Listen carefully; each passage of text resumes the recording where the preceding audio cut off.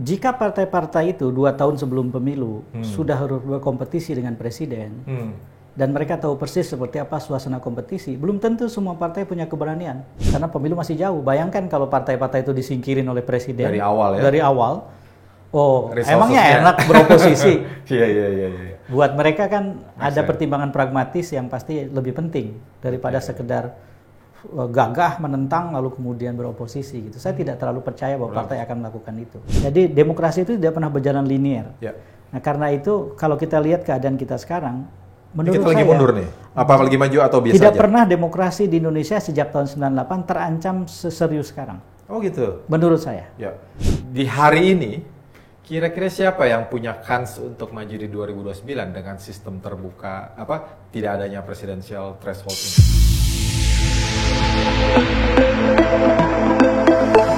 Jumpa lagi di Tactics, talking about politics and policy. Dan hari ini bersama Iyo, juga dengan Iyo juga. Karena hari ini Mbak Di kebetulan tiba-tiba pemirsa dia harus menemani ibunya, ada urusan yang nggak bisa tunda. Tapi masalahnya bintang tamu kita ini kan agak susah ya kalau kita reschedule lagi, jadi nanti agak sulit mengaturnya. Kita langsung saja hadirkan Kang EF Saifullah Fattah. Apa kabar Kang? Sehat, alhamdulillah. Gimana kabar? Sehat. Lama nih nggak ketemu nih. Ya lumayan lama. Iya. Kita dejavu nggak sih gini? 34 tahun yang lalu nih, saya pernah lakukan ini nih, pemirsa. Jadi zaman saya baru masuk FISIP UI dulu, Kang EF udah jadi ketua senat. Nah, saya kebetulan dulu mengelola terbitan kampus. Nah, jadi menginterview ketua senatnya waktu itu. Iya. Masih ingat kan? Masih ingat. Di kos-kosan ya dulu ya? Iya, betul. Oke, Kang EF. Ini ada satu kabar yang menggembirakan buat kita ya di tengah suasana demokrasi yang katanya mengalami regresi. Putusan MK mengenai presidensial threshold, putusan nomor 62 tahun 2025 ini yang menghapuskan presidensial threshold. Nah, ini kita pengen tahu nih dampaknya. Saya dengar salah seorang konsultan politik pas ada kabar itu dia langsung bilang, wah, Christmas come early katanya gitu. Nah, gimana tuh, Mas Ayam? Ya tentu dampak yang akan serta-merta adalah peluang bagi banyak sekali tokoh lewat banyak partai lebih terbuka. Karena tidak ada lagi pembatasan dengan ambang batas pencalonan presiden itu. Itu sudah serta-merta. Tentu saja harus kita asumsikan bahwa keputusan itu memang sudah mengikat, final, dan harus dijalankan. Kalaupun nanti ada keputusan-keputusan di bawah itu, artinya mengoperasionalisasikannya saja. Undang-undang pemilu yang baru ya. Undang-undang pemilu yang baru, nanti akan ada peraturan KPU dan lain-lain. Itu tidak boleh bertentangan dengan prinsip dasar soal hilangnya presidensial threshold. Jadi yang serta-merta itu dampaknya.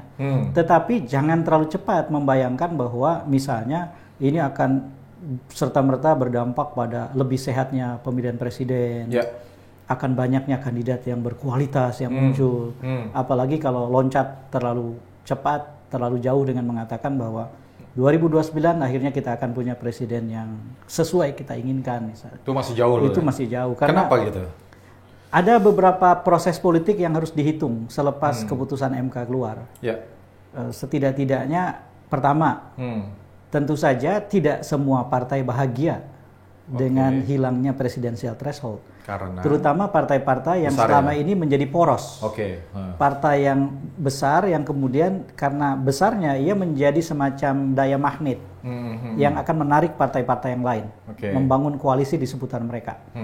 Partai-partai ini akan kehilangan hak istimewanya sebagai magnet yang berdaya tinggi, berdaya tarik tinggi. Nah, karena itu kemudian bisa dibayangkan bahwa pertama jalan masuk untuk partai-partai ikut serta dalam pemilu 2029 itu bisa lebih terjal. Artinya rincian persyaratan termasuk yang sangat teknis seperti misalnya rentang waktu untuk verifikasi administrasi dan faktual bagi calon peserta pemilu itu bisa diperpanjang. Dan kemudian akhirnya misalnya porsi bagi verifikasi faktual diperbanyak. Jadi lebih ketat. Jadi pintu masuk bagi partai untuk ikut serta pemilu 2029 bisa diperketat, bisa dibikin lebih sempit. Yang kedua, pintu masuk bagi kandidat-kandidat terutama yang berpotensi menjadi kompetitor bagi mereka yang sedang mengendalikan kekuasaan sekarang. Mereka bisa menjadi ancaman yang serius karena tiba-tiba saja dengan melenggang datang dengan satu partai kecil, mereka langsung jadi kandidat. Duduk sama rendah, berdiri sama tinggi dengan orang-orang atau tokoh-tokoh dari partai besar gitu. Nah, karena itu harus dibayangkan bahwa ini akan ada semacam preambul pembukaan kompetisi. Antara lain dengan membatasi tokoh-tokoh itu. Gitu, politisasi hukum, kriminalisasi dalam berbagai bentuk. Itu bisa menjadi disemarakan oleh situasi ini. Yang berikutnya adalah jangan lupa bahwa kompetisi tidak dengan serta-merta sehat. Karena kita tahu bahwa kita harus berprasangka buruk terhadap pilpres yang akan datang. Karena sudah terpola dalam pilpres yang kemarin misalnya. Bahwa aparatur bisa digerakkan, resources bisa dimobilisasi, kebijakan negara itu bisa diselewengkan. Oh, itu benar terjadi ya itu? Menurut saya sih itu bukan pertanyaan. Sudah banyak sekali orang yang menjawab itu. Cuman nggak pernah bisa dibuktikan. Cuman selama ini ketika dibawa ke ranah MK untuk membuktikan bahwa itu mempengaruhi kemenangan dan kekalahan pihak tertentu, kemudian tidak cukup buktinya. Jadi pembuktian di MK yang tidak membatalkan kemenangan satu pihak itu tidak dengan serta-merta membatalkan fakta bahwa itu terjadi. Bahwasanya skala yang bisa dibuktikan dengan waktu yang pendek itu tidak membuat MK harus memutuskan yang berbeda, itu soal lain. Jadi kendala teknis. Ya, bahwa MK juga mungkin mengalami politisasi di belakangnya, itu juga isu lain yang harus kita diskusikan. Jadi dari sisi kompetisi belum tentu serta-merta sehat. Ada soal-soal yang lain, seperti misalnya di waktu sekarang sampai dengan 2029, kita harus menunggu seperti apa kekuasaan bekerja. Apakah misalnya model loyalitas insentif dan loyalitas lewat penyanderaan oleh presiden itu masih akan dilanjutkan? Apa yang dilakukan oleh Jokowi apakah akan dilanjutkan Prabowo? Artinya partai-partai bisa saja sebetulnya eligible untuk mengajukan kandidat, tetapi kan mereka berkepentingan tetap ada di kabinet. Mereka berkepentingan tetap diberikan peluang untuk melakukan sesuatu. Apalagi kalau partai itu secara salah kaprah dari awal sudah menempatkan posisinya di dalam kabinet sebagai bagian penting untuk mobilisasi resources buat 2029. Kalau dia disingkirkan, kan hilang peluang untuk mobilisasi resources. Maka itu bisa dijadikan alat. Artinya betul dia eligible, tetapi karena pertimbangan pragmatis, termasuk pragmatismenya di pemilu legislatif 2029, dia bisa nurut sama presiden. Malah di luar bayangan saya justru dengan posisi ini kalau kita lihat di kabinet sekarang, ini kan ada hampir semua ketua umum ada di situ. Dan konon kabarnya kan nggak tahu secara keilmuan gimana. Kalau sebuah partai tokohnya dimajukan sebagai capres, itu akan membawa efek ekor jas buat partainya di pileg. Nah, dengan kondisi ini kan harusnya nih kira-kira umur kabinet dia paling cuma 2 tahun sebelum pemilu udah mulai berlomba-lomba memajukan diri. Itu gimana tuh? Iya, menurut saya begini. Jika partai-partai itu 2 tahun sebelum pemilu sudah harus berkompetisi dengan presiden, dan mereka tahu persis seperti apa suasana kompetisi, belum tentu semua partai punya keberanian. Bisa dicopot gitu ya status menterinya?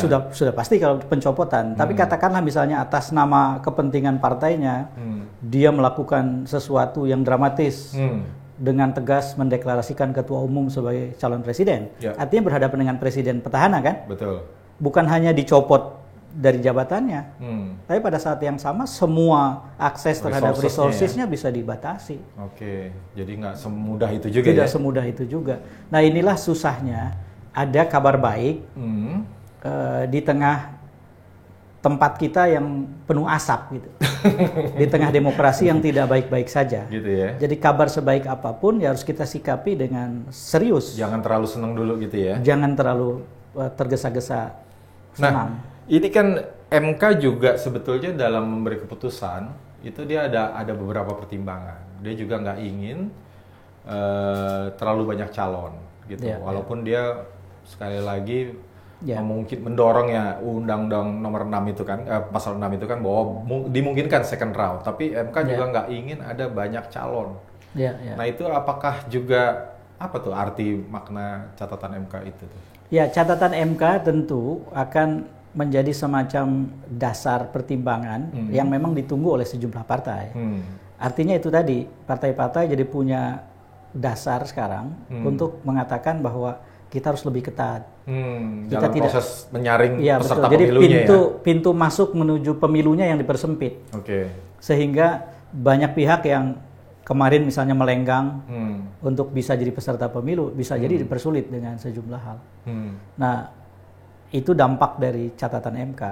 Tetapi bagaimanapun, catatan itu kan tidak menjadi dasar hukum yang eksplisit. Jadi pertarungan memang belum selesai. Tentu saja yang akan sangat mempengaruhi pertarungan itu adalah, jangan lupa, undang-undangnya akan dirumuskan segera, akan direvisi segera. Pemilunya masih jauh. Dan itu yang bikin partai akan di parlemen ya? Dan itu yang membuat partai-partai tersandera oleh keterlibatan mereka di dalam pemerintahan. Karena pemilu masih jauh. Bayangkan kalau partai-partai itu disingkirin oleh presiden dari awal ya? Dari awal. Oh, emangnya enak beroposisi? Iya. Buat mereka kan ada pertimbangan pragmatis yang pasti lebih penting daripada sekedar gagah menentang lalu kemudian beroposisi gitu. Saya tidak terlalu percaya bahwa partai akan melakukan itu. Jangan lupa bahwa ketua umum partai masuk ke dalam kabinet itu juga harus dilihat dari sisi presidennya yang merekrut mereka. Ini kan sudah terjadi sejak zaman Pak SBY kan.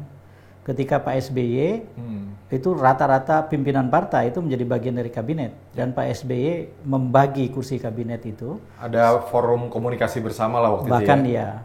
Dan dalam 2 kali masa pemerintahan Pak SBY selalu di atas 70% dukungan kursi parlemen atau DPR RI dalam koalisi di pemerintahan. Nah itu artinya sebetulnya presiden itu menjadi ketua dewan pembina partai politik. Gitu ya. Jadi secara ini tanda kutip ya.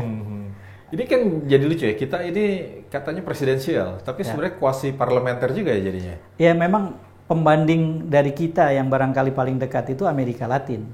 Di Amerika Latin sistemnya presidensial rata-rata, lalu kemudian partainya banyak. Jadi penggabungan antara sistem multipartai dengan sistem presidensial itu memang akhirnya seringkali melahirkan kayak kuasi parlementer. Gitu ya. Parlemen itu menjadi sangat penting, dan presiden untuk merasa kuat maka dia menghimpun kekuatan besar di parlemen. Maka ada beberapa resiko. Resiko yang pertama misalnya benar kebijakan atau policy itu akhirnya lolos dengan mudah atau dengan mulus.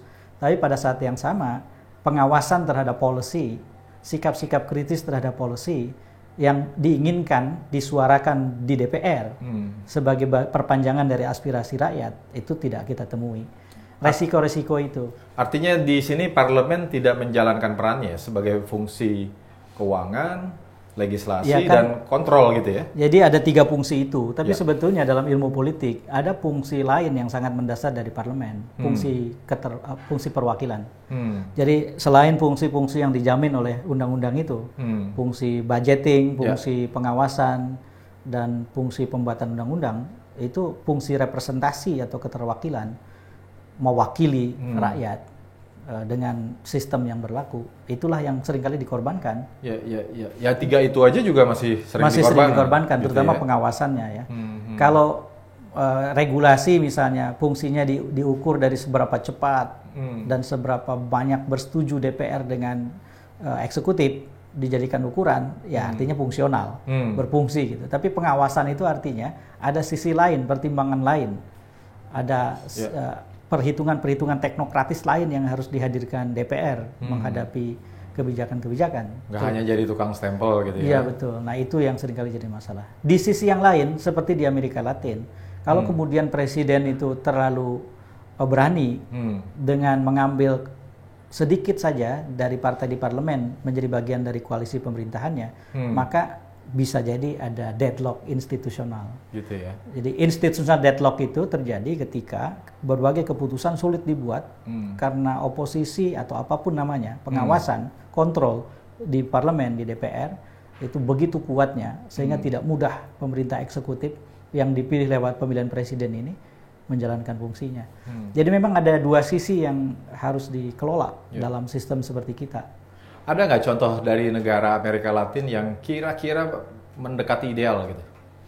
Nggak, sebetulnya kan Amerika Latin kemudian mengambil jalan untuk menghindari sejumlah hal. Nomor satu, mereka itu terancam oleh kudeta tentara. Oh iya, itu sering ya. Ya, kudeta tentara di Amerika Latin tuh cerita yang berulang-ulang kan. Tetapi kemudian cerita itu tidak berlanjut sebegitu intens dengan volume tinggi seperti dulu, 60-an, 70-an gitu ya. Antara lain karena ada kesadaran pada demokrasi di Amerika Latin untuk membuat dirinya efektif. Efektif itu artinya menciptakan sesuatu yang diterima. Dan stabil politiknya gitu ya. Artinya ketika rakyat kemudian merasa bahwa demokrasi ternyata baik buat hidup mereka, mereka tidak punya alasan untuk mendukung tentara yang mau kudeta misalnya. Jadi legitimasi demokrasi itu yang menjadi pelajaran penting Amerika Latin. Kemudian yang kedua yang juga penting itu sebetulnya adalah mengelola sistem dari dua sisi pada saat yang bersamaan. Sistem pengelolaan pemerintahan eksekutifnya dan legislatifnya. Jadi kita itu celakanya seringkali setengah-setengah ketika mengelola dua hal ini. Misalnya mau memperbaiki sistem pemilu. Isunya itu bukan bagaimana memperkuat prinsip mandat yang akan menjadi bagian setelah pemilu berlangsung misalnya. Bukan itu. Tetapi yang buat partai lebih enak, lebih comfortable itu yang mana gitu. Sistem tertutup lebih enak, kita bisa tentukan nanti nomor urut yang menentukan misalnya begitu. Jadi padahal kan sudah ada sejarah dari sejak lama. Kenapa sistem proporsional terbuka yang dibuat itu karena kita tidak mau sistem distrik yang akan membatasi partai secara dramatis, yang membuat kompetisi antar partai yang sebegitu semarak di Indonesia itu akan dengan cepat mengecil, mengkerut. Dengan sistem distrik. Maka kemudian diambil jalan tengah, sistem proporsional dengan unsur distrik yang tegas. Apa itu unsur distrik? Daerah pemilihan banyak, lalu kemudian hubungan di antara yang dipilih dengan yang memilih dibikin langsung. Sehingga mekanisme akuntabilitas itu jelas. Buat pemilih tahu. Jadi bukan ditentukan oleh partai ya? Iya, di dapil itu siapa sih sebetulnya yang harus bertanggung jawab gitu. Mereka tahu persis, bukan hanya partainya. Nah, prinsip-prinsip itu lebih dasar gitu. Kalau kita terus bergerak mengubah-ubah undang-undang pemilu dengan tidak berdasarkan prinsip itu, maka kita akan memperlemah diri. Di Amerika Latin itu yang dihindari kan. Lalu kemudian pada sisi yang sama juga sistem eksekutifnya. Sistem eksekutif yang kuat itu sebetulnya antara lain didukung oleh adanya semacam lingkaran di sekitar kepemimpinan presiden dan wakil presiden yang membuat institusi itu kuat dan terhubung dengan publik.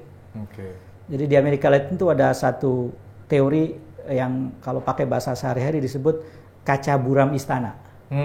Orang sudah berkuasa, duduk di istana, itu banyak orang yang akan bikin buram kacanya, sehingga ketika dia melihat keluar, rakyat sedang sedih, dia kelihatannya karena saking buramnya, oh mereka gembira gitu.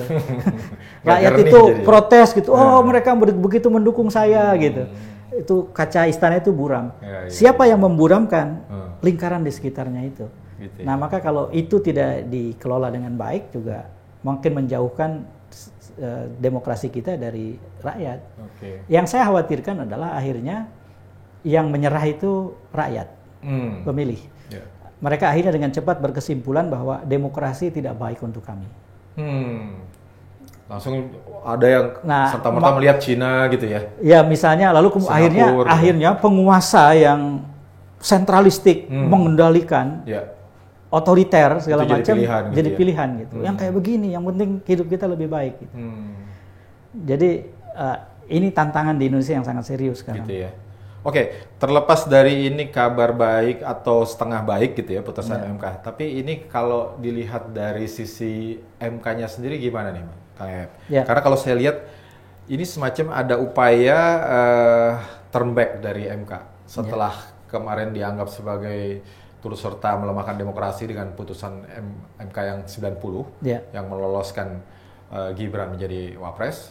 Lalu kan kemudian sesudah itu ada judicial review tentang parliamentary threshold itu 4% juga ditolak oleh MK, dibatalkan bukan ditolak. Kemudian pilkada kemarin pada putusan 60 dan 70. Lalu sekarang ada putusan 62. Apakah nih MK ada semacam upaya untuk tanda kutip bertobat gitu, kembali mendengarkan aspirasi civil society pro demokrasi atau gimana? Ya, agak sulit untuk dengan tegas mengatakan MK bertobat atau sedang apa gitu ya. Tapi kalau dilihat dari sejarah politik jangka pendek yang kita saksikan belum lama, itu kan bukan hanya keputusan MK nomor 90 kan, tapi juga tapi juga epilog dari Pilpres dan pemilu legislatif kan, terutama Pilpres.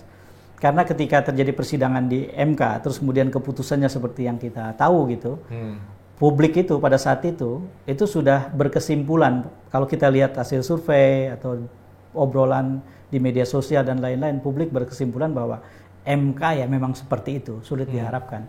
Jadi kalau kemudian selepas itu MK melakukan upaya-upaya untuk memperbaharui dirinya, sehingga dukungan dari publik akan lebih besar, masuk akal gitu.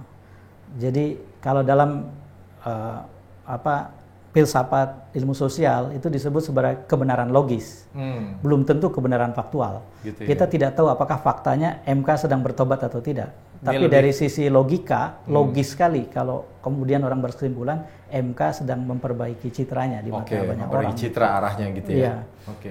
Nah ini menarik juga, kenapa untuk presidential threshold ditiadakan, tetapi untuk parliamentary threshold masih cuma 4% ya? Bahwa kemudian nanti diserahkan kepada pembuat undang-undang menentukan berapa gitu. Itu kenapa tuh ya kira-kira ya? Ya menurut saya sih setiap keputusan MK itu tidak lepas dari konteks pada saat permohonan diajukan. Permohonannya ya? Ya, permohonannya diajukan.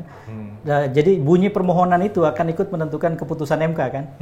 Betul. Kalau saja permohonannya adalah meminta penghapusan parliamentary threshold, mungkin akan lain ceritanya. Kalau diterima berarti dihapus, kalau ditolak berarti tetap. Tetapnya berapa? Itu memang ada di undang-undang. Dan undang-undang bisa memutuskan penambahan atau pengurangan menjadi 5% kah atau menjadi 3,5 misalnya. Jadi permohonannya harus berubah dari awal kalau memang ekspektasi kita begitu. Nah sekarang yang terjadi artinya arena pertarungan berpindah kan. Sekarang ini di parlemen, di DPR RI. DPR RI yang sekarang akan bekerja untuk memutuskan berapa gitu. Dan yang saya dengar itu kan aspirasinya bahkan ada yang ingin lebih tinggi dari 4% kan. Bukan di bawah 4% gitu. Mungkin saja. Karena menurut hemat saya sih, setiap pembuat keputusan di DPR pasti punya bias kepentingan partisan. Karena memang mereka mewakili partainya. Dan tentu saja kepentingan partai-partai itu umumnya tidak ingin memperbanyak pihak lain untuk masuk ke DPR. Karena kursinya tetap sama, jumlah partainya bertambah, ada kemungkinan kursi mereka berkurang kan. Prinsipnya sesederhana itu. Ya menurut saya sih ini pertarungan yang belum selesai dan saya dengar juga partai-partai masih berbeda pendapat ya. Malah bisa lebih dari itu. Iya, ada beberapa partai yang saya dengar menginginkan di atas 4%. Artinya gini, kalau dari sisi permohonan yang diajukan pemohon, ini kan yang mengajukan waktu itu dua kelompok civil society yang memang pro pemilu demokratis ya. Ada dari NetGrid, Mas Hadar Gumai, lalu dari Perludem, Mbak Titi gitu dan tim. Apakah sebetulnya bisa kita baca bukan di bawah sadar ya, mereka masih menyadari perlunya ada pembatasan di partai supaya juga jangan terlalu banyak atau penyerdaraan partai politik gitu maksudnya? Saya lihat sih memang ada kecenderungan yang cukup umum bahwa partai politik tetap harus dibatasi, tetapi dengan cara demokratis. Dan cara demokratis membatasi partai adalah parliamentary threshold, bukan menciptakan fusi partai seperti yang dilakukan oleh Soeharto dan Orde Baru pada Januari tahun 73 gitu. Bukan. Karena kalau fusi partai itu artinya partai-partai dipaksa bergabung. Bukan kerja elektoral yang membuat mereka terseleksi atau terbatasi, tapi kerja-kerja politik non-elektoral. Nah, demokrasi membayangkan bahwa partai dibatasi lewat kerja elektoral, dan itu adalah parliamentary threshold. Dan sangat umum parliamentary threshold itu diberlakukan. Bahkan sebetulnya parliamentary threshold itu juga bisa diberlakukan pada partai di tingkat bawah. Kita kan punya beberapa pekerjaan rumah nih. Kalau mau menyeragamkan atau menyamakan cara berpikir misalnya. Parliamentary threshold di tingkat pusat, apakah harus diikuti parliamentary threshold di tingkat DPRD, provinsi, kabupaten, kota? Untuk membuat partai-partai tidak diberikan insentif. Insentif atau bonus itu adalah mereka tetap punya harapan bekerja sebagai partai, karena sekalipun tidak punya kursi di DPR RI, mereka masih punya di DPRD provinsi dan kabupaten kota. Insentif itulah yang membuat mereka tetap memelihara semangat untuk berpartai. Dari sisi demokrasi bagus, ya bagus. Tapi ada sisi yang lain, apakah kita mau punya sistem yang padu dalam pembatasan jumlah partai yang demokratis? Itu. Kemudian presidensial threshold. Kita tahu bahwa di pemilihan gubernur dan bupati serta wali kota dihilangkan ya itu juga. Kan ada kurangin ya. Ada threshold juga yang 20% itu. Nah, itu kan masih jadi PR. Bukannya sudah berlaku kemarin? Kemarin tetap 20%. Yang dibagi berdasarkan DPT dari daerah itu. Thresholdnya kan. Iya. Jadi bukan dihilangkan. Maksud saya PR-nya itu adalah kalau presidensial threshold untuk pencalonan presiden hilang, apakah kita perlu memikirkan penghilangan di pilkada lokal di pemilu lokal gitu, hal yang sama. Jadi memang mengelola demokrasi di Indonesia sebaiknya harus merumuskan segala sesuatu dengan grand design yang jelas. Nah, seringkali itulah yang tidak kita kerjakan, yang luput. Nah, ini kan menarik juga keputusan MK ini di tengah-tengah ide untuk mengembalikan pilkada tidak secara langsung ke DPRD. Dan ini kan ujung-ujungnya kan nanti ke pemilihan presiden tuh. Balik lagi ke MPR sebagai mandataris MPR. Nah, ini secara kalau kita bicara untuk kemajuan demokrasi itu, ada yang bilang ini tidak efektif, pemilihan langsung di tingkat pilkada dan sebagainya. Itu gimana tuh, Kang? Enggak, kita harus mengcounter argumen berbasis argumen itu. Kalau misalnya ada yang mengatakan terlalu mahal, antara lain mahal karena politik uangnya, politik yang transaksional. Politik uang akan lebih marak kalau pemilihan lewat DPRD, karena jumlah pemilihnya terbatas. Maka siapapun kandidat kurang lebih punya kemampuan untuk membelanjakan uang yang membayar pemilih. Ketika diperluas menjadi pemilihan langsung oleh banyak orang, maka kemudian sebetulnya argumennya adalah kalaupun politik uang berkembang, tidak ada kok yang mampu melakukan politik uang dengan efektif, kecuali dia menyelewengkan kekuasaan lewat bansos, menggunakan polisi dan lain-lain gitu. Jadi sebetulnya bukan politik uangnya, karena bansos bukan politik uang. Bansos itu penyelewengan kebijakan negara dan penyelewengan kekuasaan ketika digunakan secara partisan. Begitu juga mobilisasi polisi gitu. Sekarang kalau dibilang efektif tidak efektif, sebetulnya di Indonesia itu ada cukup banyak bukti bahwa pemilihan langsung itu mengubah daerah. Memang sayangnya, pertama itu tidak suka dibicarakan orang karena tidak ada unsur sensasinya. Keburukan kan lebih menyenangkan untuk dibicarakan gitu ya. Dan media pusatnya juga di Jakarta. Iya betul. Lalu kemudian selain itu juga memang mungkin dari sisi statistik lebih banyak contoh yang gagal gitu. Kayak Abdullah Azwar Anas di Banyuwangi itu. Kalau tidak ada pemilihan langsung, tidak ada Azwar Anas.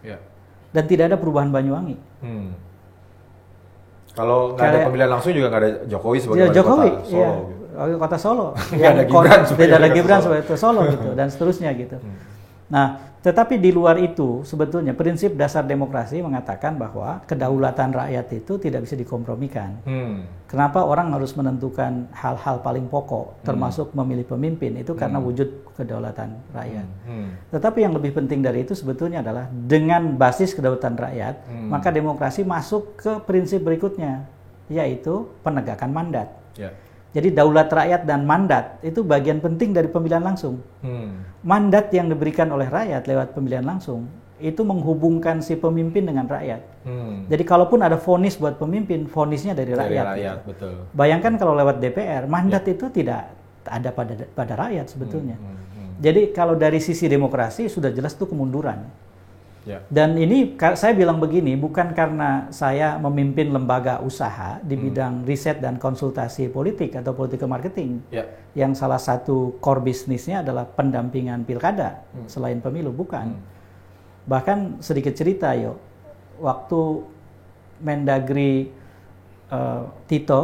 Pak Tito Karnavian dulu, itu sebelum pandemi, membuat pernyataan serupa dengan Pak Jokowi, mau menghilangkan pilkada di daerah. Saya waktu itu mengambil sikap yang agak frontal, karena saya pikir ini harus di counter argumen-argumennya. Maka kemudian saya menghilangkan konflik of interest pada diri saya.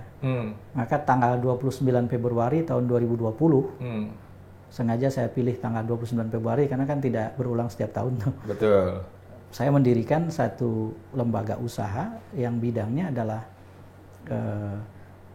digital marketing sama digital solution, yang bisnisnya tidak berkait sama politik semata-mata, atau bahkan politik sangat kecil porsinya di situ. Jadi terpisah dari Polmark. Polmark Indonesia. Maksud saya waktu itu kalau saja kebijakan itu jadi dijalankan, saya keluar dari Polmark. Dari politik ya?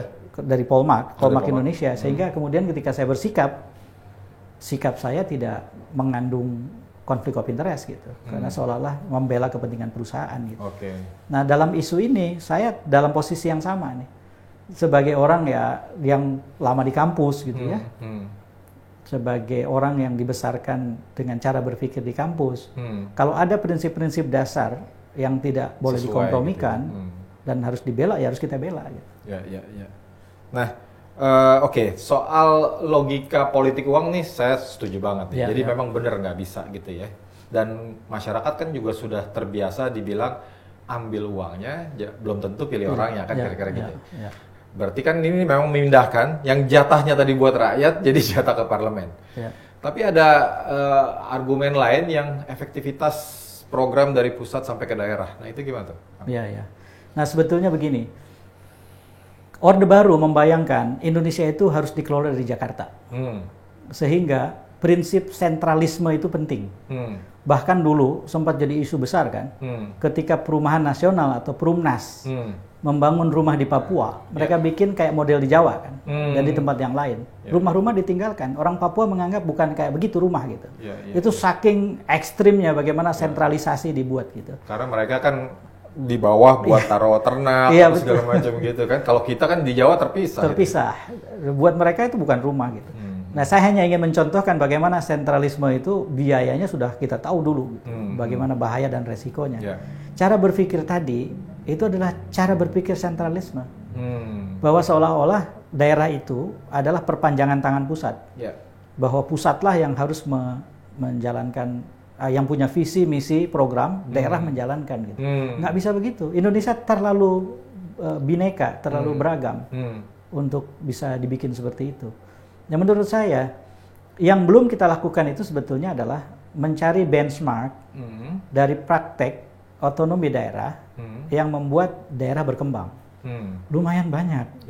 Sekalipun kemudian tidak berlanjut karena pergantian kepemimpinan. Bukan pilkadanya yang keliru. Jadi perumusan RPJMD-nya itu kali ya? Jadi kan begini, sebetulnya RPJMD itu rata-rata normatif, bagus gitu ya. Apalagi kan dari waktu ke waktu pilkada diadakan, biasanya tim suksesnya itu bisa mengumpulkan visi misi program strategis atau program unggulan dari masa sebelumnya dari semua orang dari daerah lain gitu. Kemudian dicari, lalu dicari rumusan yang terbaik, muncullah janji kampanye atau komitmen kerja yang bagus gitu.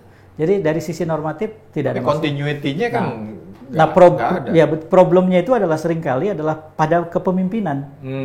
Untuk membuat daerah itu sukses itu kan kuncinya 5. Nomor 1 kepemimpinan. Itu penting banget. Pemimpin itu adalah orang yang tahu jalan, turun ke jalan, dan memimpin perjalanan gitu. Ketika syarat menjadi pemimpin di daerah tidak terpenuhi ketiga-tiganya, masalah itu.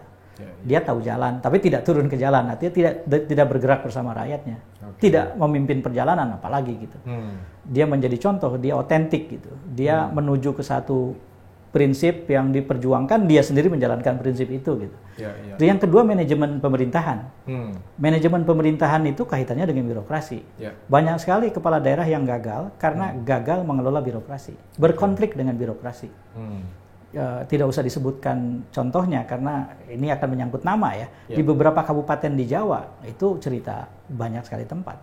Bagaimana kepala daerah justru terhambat oleh ketidakmampuan dia mengelola pemerintahannya sendiri. Yang ketiga, manajemen politik. Manajemen politik itu adalah dukungan dari partai, baik yang mengusung dia ketika pilkada maupun yang kemudian mengawasi dia di DPRD. Ada kepala-kepala daerah yang sepanjang waktunya berkonflik dengan partai-partainya. Akhirnya sibuk mengurusi itu gitu, karena kegagalan manajemen itu. Yang berikutnya, manajemen kebijakan. Manajemen kebijakan itu adalah memanage kebijakan dari hulu ke hilir. Dan itu tidak sederhana. Kayak misalnya kita mau punya program populis, menciptakan sistem asuransi yang pro rakyat misalnya, atau sistem jaringan sosial, jaringan keamanan, safety net di satu tempat, social safety net di satu tempat gitu ya. Terus kemudian data awalnya sudah keliru. Ketua RT yang mengumpulkan mereka yang berhak mendapatkan fasilitas program itu adalah keluarganya yang dimasukin. Orang-orang yang berhak tidak dimasukin gitu. Itu dari hulu udah masalah tuh. Nah, ini menarik soal data ini tuh. Nanti kita bicarakan lain waktu ya. Iya, manajemen kebijakan. Yang terakhir, manajemen dukungan publik. Manajemen dukungan publik itu adalah faktor kelima yang harus diurus di daerah. Demokrasi itu lebih menjamin, lebih memfasilitasi kemudahan dalam kelimanya. Dibandingkan pemilihan langsung, dibandingkan pemilihan lewat DPRD. Jadi kalau dibahas satu-satu itu kelimanya, demokrasi itu punya keunggulan dibandingkan pemilihan DPRD. Jadi menurut saya cara berpikir yang sentralistis, yang khas Orde Baru, ya zaman-zaman kita kuliah dulu di FISIP UI, kalau dikembalikan ke masa sekarang terasa gagah karena keadaan kita sedang sulit. Dan kemudian orang seringkali ambil kesimpulan jalan pintas, kesimpulan yang meloncat. Karena demokrasi kita sulit, karena otonomi kita sulit, karena pemimpin yang tidak mengendalikan kita sulit itu. Maka kemudian jawabannya adalah ya sudah, kembali ke kayak dulu aja gitu. Buat kita yang mengalami masa dulu kan, masa udah setua ini harus ngalamin kayak dulu lagi gitu ya. Iya, karena buat kita yang belajar ilmu sosial, pilihan di dunia itu cuma 3, demokrasi, otoritarianisme, atau totalitarianisme. Tidak ada pilihan yang lain. Cuman jenisnya dan namanya bisa macam-macam. Betul. Cuman prinsip kerjanya 3 itu. Sama kadarnya kali ya. Iya.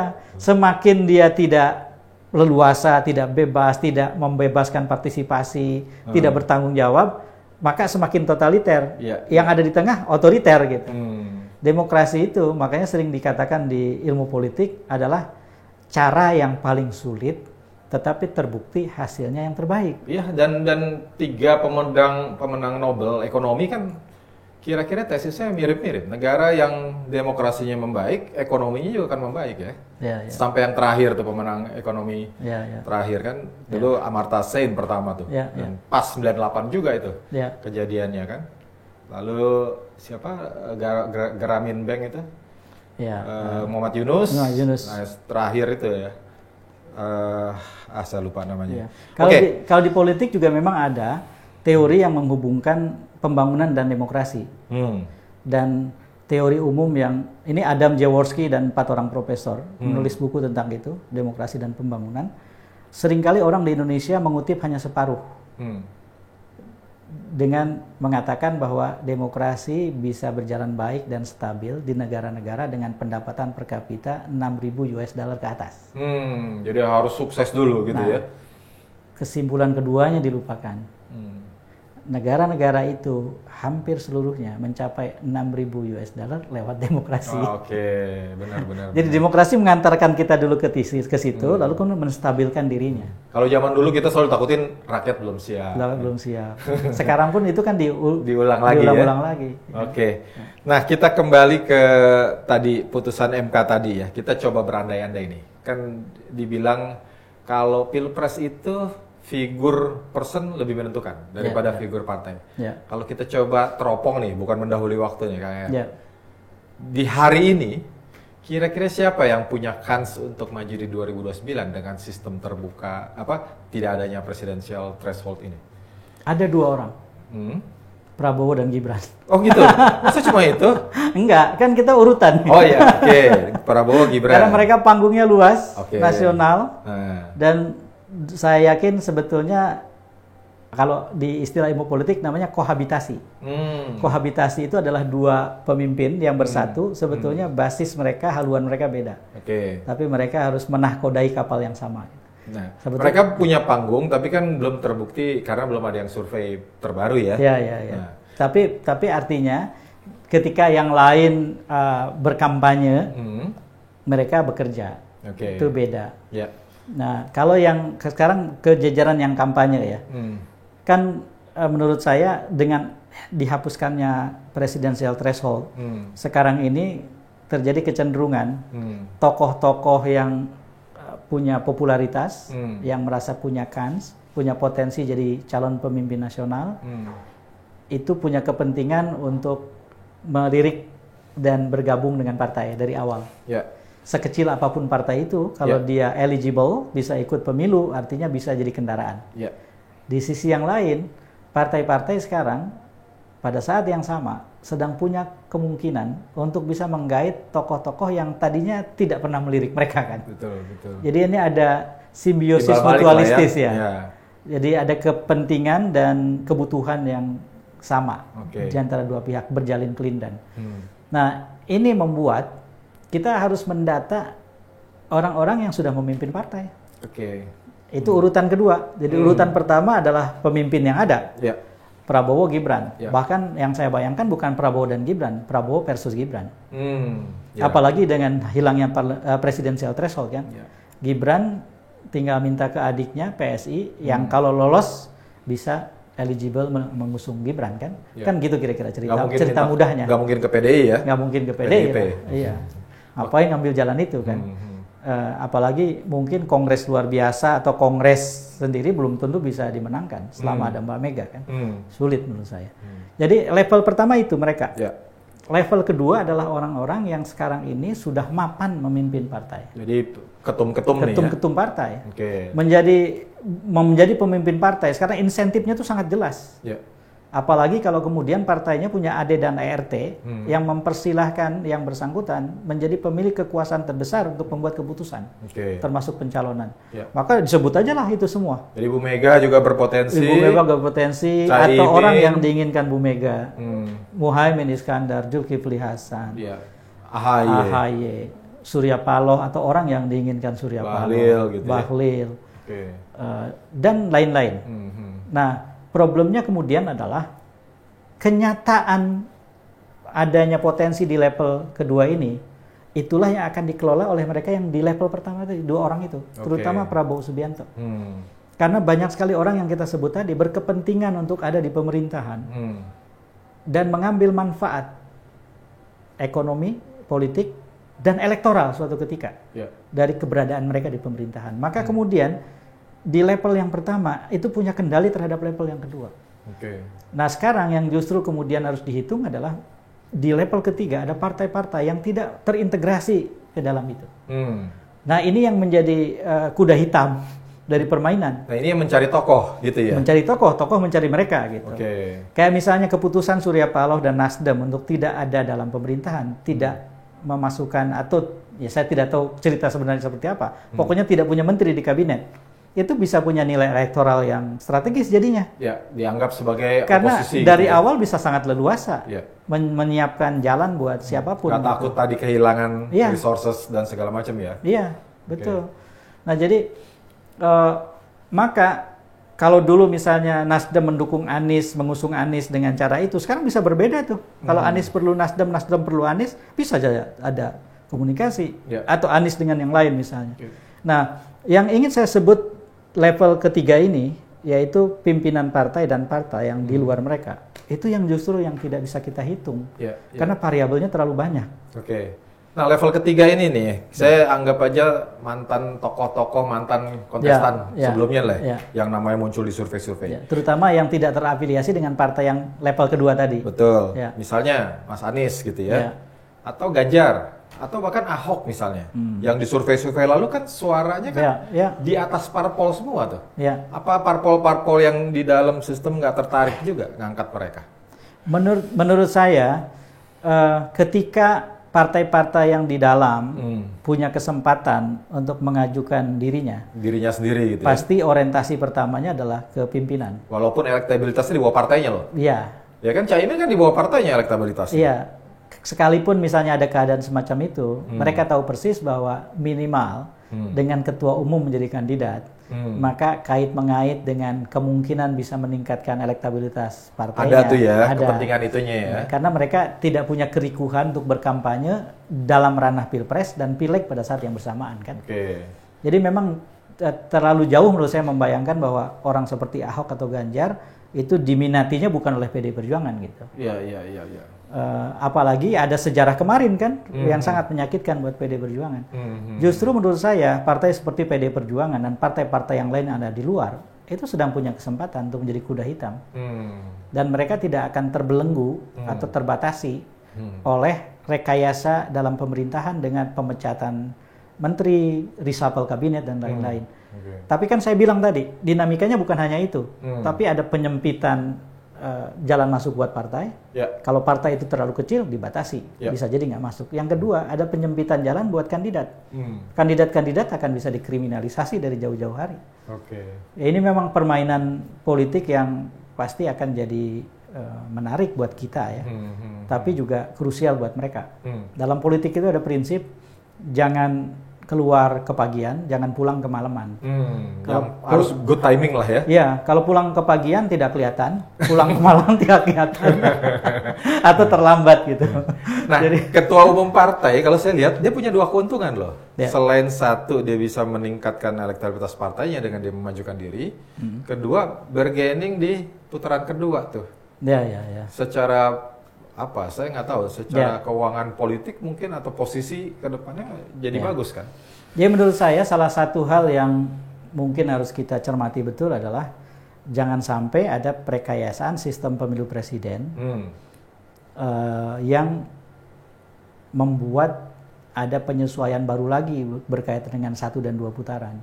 Jadi pemilu 2 putaran itu kan bisa diubah karena tidak ada di aturan konstitusi. Dia adanya di undang-undang. Undang-undang pemilihan presiden. Nah, menurut saya jangan diubah itu. Itu pertama, prinsip dasarnya itu. Karena ketika dulu kita memilih sistem 2 putaran seperti yang dilakukan di tempat lain seperti Nigeria misalnya, itu salah satu alasannya adalah betapa beragamnya, binekanya kita. Dan kita mau memberi kesempatan kepada multipartisme. Jadi partai sistem banyak partai.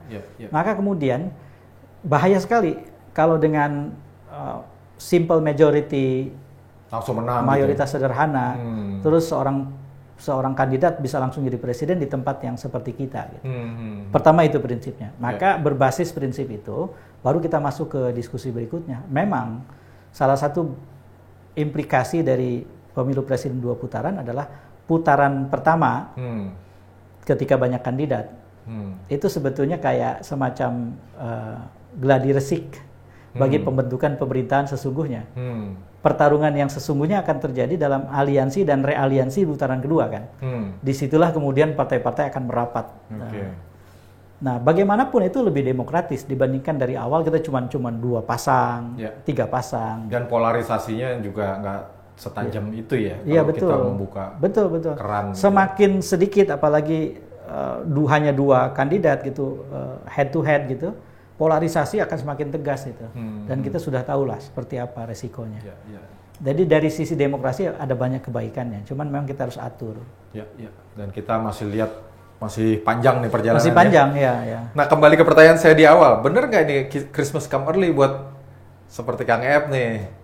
Konsultan politik, pollsters, dan sebagainya. Tidak pernah ada cerita pemilihan presiden itu kandidatnya atau partai mengikat kerjasama dengan konsultan jauh-jauh hari. Oh gitu ya? Tidak pernah. Karena resiko bagi klien untuk hubungan kemitraan usaha seperti itu kan terlalu besar. Gitu ya? Ketidakpastian apakah seseorang akan jadi kandidat atau tidak itu terlalu besar. Tapi kan dia kan kalau harus membranding dirinya kan juga jauh-jauh hari kan nggak mudah itu.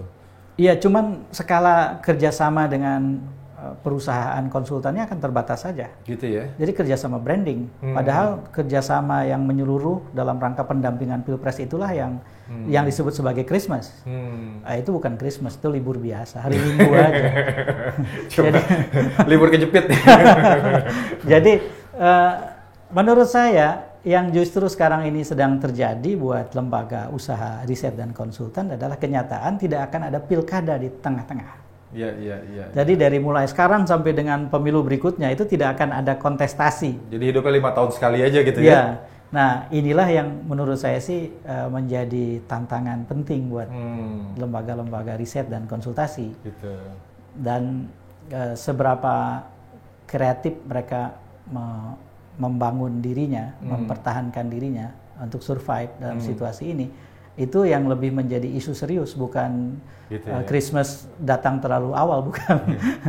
Dan sebetulnya kalau dilihat dari bagaimana demokrasi menyediakan kemungkinan bagi kegiatan-kegiatan profesional yang bermartabat, yang terjaga dengan suasana yang sehat, tidak ada alasan untuk cemas ya. Iya. Karena kayak political marketing misalnya, itu kan terdiri dari 3 urusan. Bukan hanya pemilu. Political marketing dalam pemenangan pemilu, political marketing sebagai tools untuk manajemen partai, political marketing dalam bentuk policy marketing yang bisa berkembang sepanjang waktu gitu. Nah, kalau memang tujuan awalnya adalah lembaga-lembaga itu ingin ikut serta menyumbangkan sesuatu, berkontribusi, menyehatkan, peluang masih tersedia gitu. Membantu pelembagaan partai politiknya gitu yang ya? Masalah adalah kalau lembaga-lembaga itu memang selama ini konsentrasinya dan fokusnya cuman ikut rame-rame ketika ada kontestasi. Dengan panen di situ ya. Panen dengan cara apapun gitu. Wah, itu udah. Gitu ya. Itu memang alarm keras tuh buat gitu mereka. Ya. Ini jadi apa dong kegiatan Kang Ep sampai waktunya nanti nih? Apa hobi lama? Kan saya tahu tuh punya apa ya, kemampuan nih pemirsa yang belum tahu nih, Kang Ep itu juga punya kemampuan ilustrasi ya. Pernah diterima di Seni Rupa ITB dulu ya, cuma nggak diambil ya. Jadi sebelum masuk ke situ, sejak September, ya karena ini memang sudah boleh dibuka ya, saya adalah konsultan political marketingnya Ketua Umum Perindo untuk rentang waktu yang panjang. Sekalipun memang baru diatur untuk tahap demi tahap ya. Mencakup yang 3 tadi itu, yang political marketing, lalu apa tadi 3 hal? Ya, political marketing, policy marketing, dan political marketing as party management tools. Kurang lebih itu cakupannya. Begitu juga dengan Polmark Indonesia dalam proses mengikat kerjasama dengan Perindo untuk rentang waktu hingga pemilu yang akan datang. Jadi ya pilihan tetap ada lah, tidak ada persoalan. Mudah-mudahan semua berjalan lancar. Tapi terlepas dari itu, saya memang tidak pernah cemas menyangkut soal-soal begini.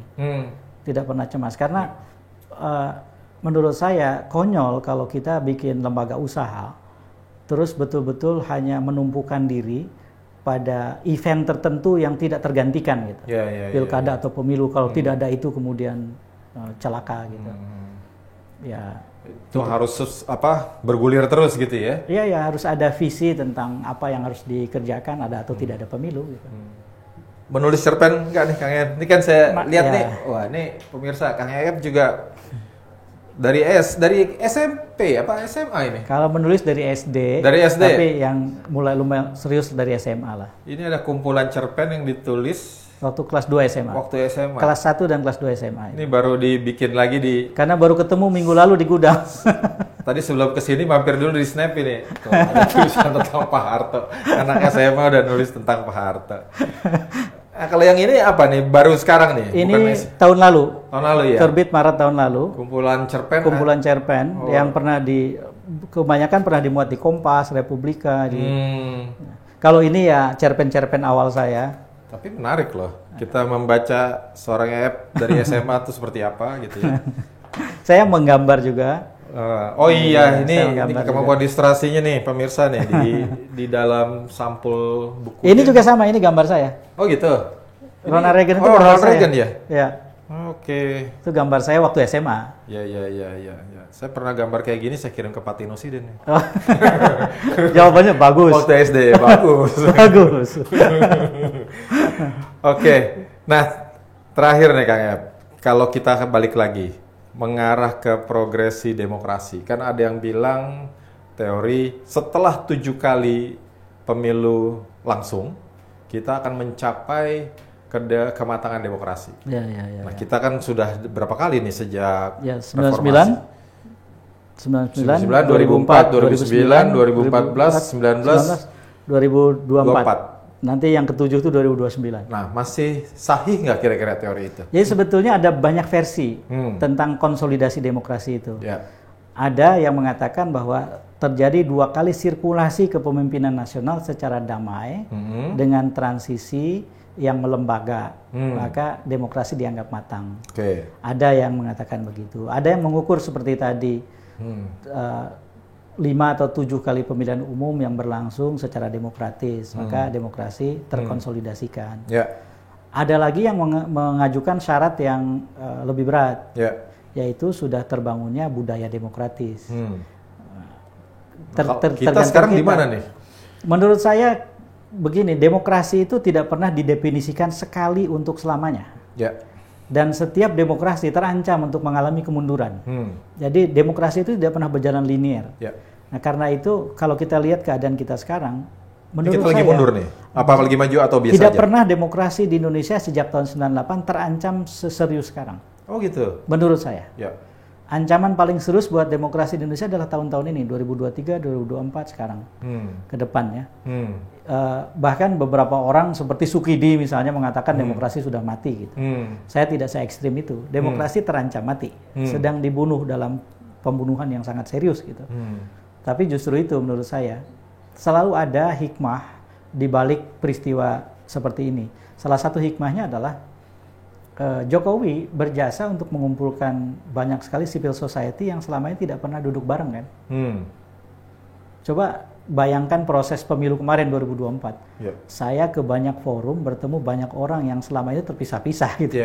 Itu disatukan oleh pembunuhan demokrasi yang dilakukan. Ketika ada musuh bersama jadi solid gitu ya. Jadi sebetulnya di sisi yang lain juga ada kesempatan untuk memulihkan demokrasi.